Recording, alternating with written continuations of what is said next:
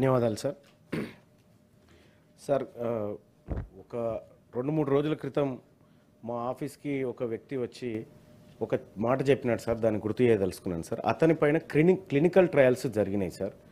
అతనికి కనీసం అవగాహన లేనటువంటి ఒక అబ్బాయికి క్లినికల్ ట్రయల్స్ జరిగితే అతని అవయవాలన్నీ దాదాపుగా పాడైపోయినటువంటి పరిస్థితి సార్.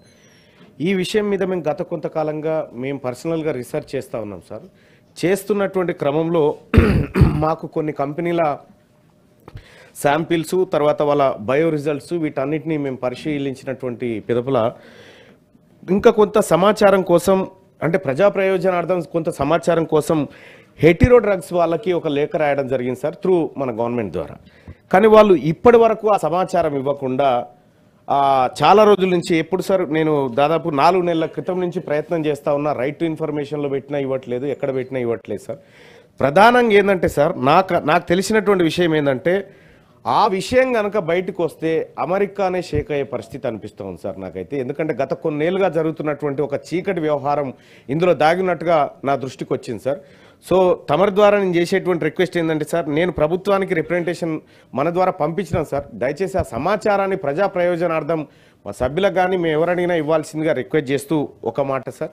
ఇంకొక చిన్న మాట ఏంటంటే సార్, చాలామంది ఈ సభ దిక్కు చూస్తూ ఉన్నారు సార్. ఎందుకంటే ఇక్కడ జరుగుతున్నటువంటి చర్చ తెలంగాణ ప్రజలకు నిజంగా ఇక్కడ మా చర్చ జరుగుతూ ఉంది, ఇక్కడ మంచి వాతావరణంలో అనేటువంటి ఒక ఆశ కలుగుతూ వాళ్ళు చాలామంది కూడా వాళ్ళ ఇష్యూస్ షేర్ చేస్తూ ఉన్నారు సార్. అయితే సార్ ఇక్కడ నిమ్స్లో 60-70% ఇప్పటికి కూడా ఆంధ్ర ఎంప్లాయీస్ని వేరే రకంగా రిక్రూట్ చేసుకుంటూ ఉన్నారు. లోకల్ వాళ్ళకి నష్టం జరుగుతుంది అనేటువంటి మాట ఇక్కడ నిరుద్యోగులు చెప్తున్నటువంటి మాట సార్.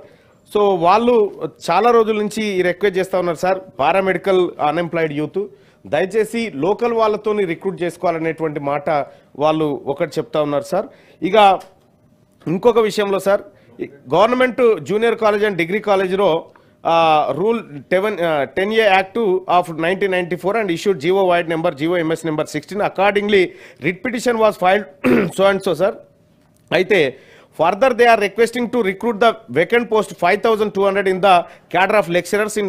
అయితే మనం ప్రైవేట్ లెక్చరర్లను రెగ్యులరైజ్ చేసుకున్నాం సార్ హైకోర్టు ఆర్డర్ ద్వారా. అయితే వాళ్ళు ఏమంటున్నారంటే సార్, సో దాంట్లో కరెక్ట్గా జరగలేదు, మిగతా వాళ్ళకి అన్యాయం జరిగింది అనేటువంటి మాట చెప్తా ఉన్నారు సార్. గౌరవ న్యాయస్థానం దృష్టిలో ఉంది కాబట్టి అది దాని గురించి నేను సభ దృష్టికి సూచాయగా తీసుకొస్తున్నటువంటి మాట సార్. ఇంకొక చిన్న సార్, ఇన్ని ఉండవు స్పెషల్ మెన్షన్స్ అంటే ఒకటే ఉంటుంది, ఇక మళ్ళీ అవకాశం లేదు సార్.